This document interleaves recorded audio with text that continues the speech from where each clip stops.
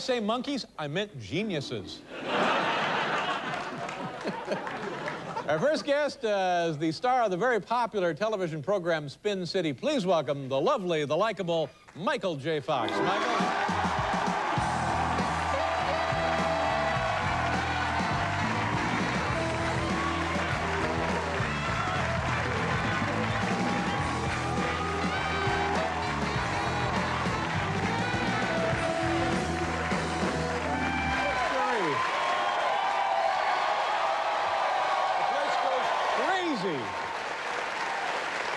Nice to have you on the show. Thank you. You know, I always think they like to hear Foxy Lady and plays it. You know, this is the first time that I've had a chance to talk with you, the first time you've been on the show, since you had your press conference and announced that you have Parkinson's disease. And I think folks, well, you know, how's it been going since? What was the reaction? Pretty well, pretty much the same. It didn't change. I still have it. Yeah. So. You thought maybe by making the announcement? I thought, you know, maybe it was, it was last chance. You know, last chance. I'm on my way to Barbara Walters now. You know? But no, it was good. It was something that I've had for a long time, like 7 or 8 years, and I hadn't really told many people about it. And people were saying to me, you know, how could you keep that a secret? And I thought, I didn't really think of it as a secret. You know, it's like, who among us goes, you know, hi, I'm Bob, I have gout. You know, you kind of... Guys in the band. Guys in the band. Yeah. So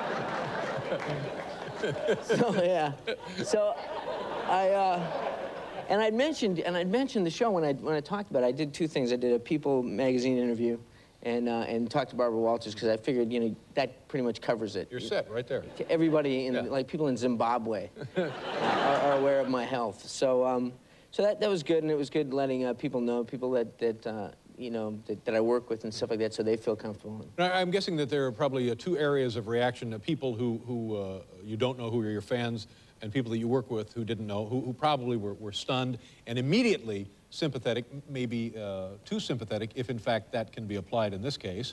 Right. And then there were the people who also share the disorder with you. Well, it's interesting because there's a whole community that I hadn't been a part of, you know, other than obviously having a similar situational life experience, but hadn't really been in touch with them. And so this has been a nice process for me, kind of getting to know different groups and what they do and how I can help. It's also touchy too because of what I do and because of the things that I have in my life and the things that are available to me. It may look a little easier than it is for other folks that are in the same situation that I'm in. So that's right, because we see you on television shows and you look great, you're funny, everything's fine. So when I say everything's cool with me, it doesn't necessarily mean that someone that you know and maybe in the same situation that they're being a jerk if they say they're having a hard time, because you know, it's not necessarily a picnic. But for me, it's you know, I'm able to do what I do. It's about I was going to say it's about timing drugs, which again would refer to the band.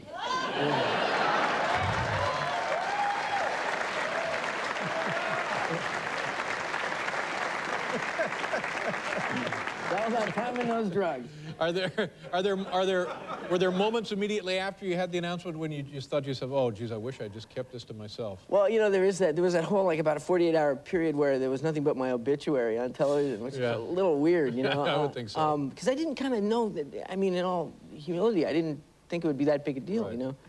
But it was, you know, people calling me and saying it's on the cover of this, and then I would get, you know, when you get phone messages from Dan Rather, you know something's going on. You get a phone message from Dan Rather? Dan Rather called in. Oh my gosh. So did you call him back? You know, I didn't. But the second wave of it was really cool when they kind of got off me a little bit, and it wasn't, and I didn't have to watch old, like, you know, clips from the first year of Family Ties and stuff on TV. And it got into just people talking about Parkinson's, and especially because I think it's like 1 in 10 or something under 40, because people think of it as something that affects older people. So the fact that the disease, and then also the fact that younger people are affected by it got so much attention in the press was an immediate thing that made me feel great. I felt like, well, if anything good could come of this, it just did, and hopefully more will. Can you give me a simple, easy-to-understand definition of what the disorder is? It's a failure of the body, the system, to do what? Part of your brain manufactures something called dopamine, which is like, the way I describe it to my kid, it's like motor oil. So it kind of makes everything work. It makes everything run fluidly, and so when it stops manufacturing that, or at least processing it or delivering it, or it's not being received in the right way, then things start to break down. You get a little rigid. You get tremor. You can affect your speech. It can affect all kinds of things. And it gradually gets worse. And it's progressive, and it's you know, you usually see with older people so that it's a short kind of span. There's not a lot of hope that things will get better. Sometimes with, you know, folks in their 70s or 80s, but for younger people, I really think that I may not be one of the first people to get this, but I'll be one of the last people to have it. You think so? Well, good. Definitely. They're making that much progress with the research? Okay. And is it... And when you say the body is not producing or delivering or receiving the dopamine, is it just as simple as introducing synthesized dopamine into the system? Well, that's the short-term solution. That's what I do on a day-to-day basis.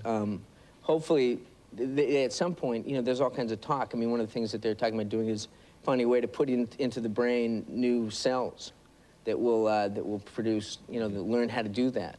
And all kinds of other stuff they're doing. I mean, it goes on and on and on. There's all kinds of research going on. And you went through an actual surgical procedure. Yeah, that was to go, they kind of fixed a part of my brain that was firing a lot. It was causing a lot of tremor on my left side. And it was kind of cool, you know.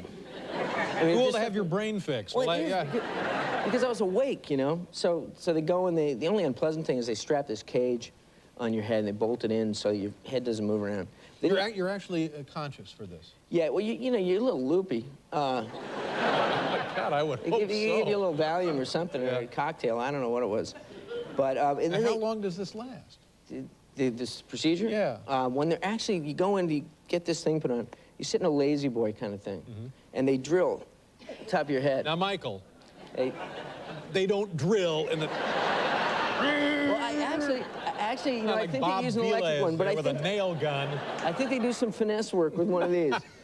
And then they get this probe thing, and they put it in your brain, and it goes right in the middle of your brain. And then they right into the middle of your brain. Yeah, and then they have these machines that tell you, you know, if they're close, because they're sending out sound waves and things like that. They can pinpoint the area that is cells. They find cells, and then they're talking to you. And when the machines aren't doing what they're doing, they're saying, like, "What do you feel? How do you feel?" And weird stuff, because you'd be sitting there and all of a sudden you go, "Oh man, that's not fair, man." They're doing it too? Oh, they're doing stuff to your brain. They could, you know, it's like all of a sudden you're sitting there and you go, "Oh, okay, that's funny, that's right." The wacky neurosurgeon. Okay. One of these days, the brain will be on the other foot, buddy. And it was successful. Yeah, it helped me with that particular thing, which was a big tremor I had on the left side. Wow, it's all amazing. It's pretty cool stuff. And obviously, you would have chosen not to have to go through this experience, but you have. And again, this is probably what you were talking about earlier, the wrong kind of message. You seem great to me. Well, I feel pretty good, and the thing for me is, again, that my life has been so amazing, and so many great things have happened to me. I got a great family. I've got a job that I love, and you know, things are good, and I have a positive outlook. So, you know, I don't look for a lighter load. I just look for broader shoulders, and we'll see what happens. Nice going. Nice going. Good for you. Now, you've worked at...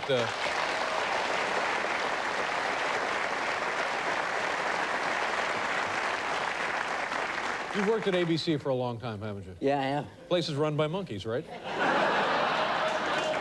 They all are, Dave. Yeah, they all are, exactly. They all are. Sure. Who would know better than this guy? You worked at NBC, too. Monkeys. Monkeys.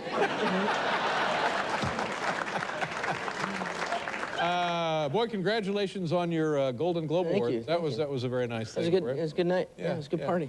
Good to have you here. Thank you. And you know, I don't know what to say to you, because I only see the tip of this iceberg, but it just you're a very impressive man. Well, thank you. Thank you, Michael. Nice to have you here.